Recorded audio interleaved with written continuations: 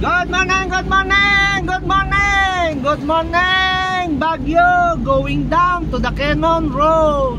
You see the clouds is very near. Near like a shining star. Oh, yan na po.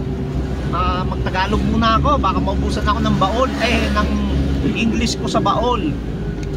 Yan po, we are now at the Cannon Road, Woodsville, Sarok Road to the right, and police station.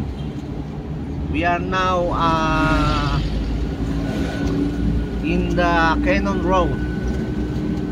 My companion name is Mr. Dio, short for Dennis Utsinang. And Mr. Dio, what can you say? Your journey here in the Baguio. Speak, I give you aloud. No. Tagalog, huwag mo na Englishin. Oh, salita. Ba't ako nga, ikaw nga, ayaw ko na. Ano ayoko na? O baba ka na, ayaw mo na. Lock na pinto. Ibaba natin yan. Lock na pinto. Huwag mo baguhin usapan, sumagot ka na nga. The question is, how is your journey here in the Philippines, Baguio City?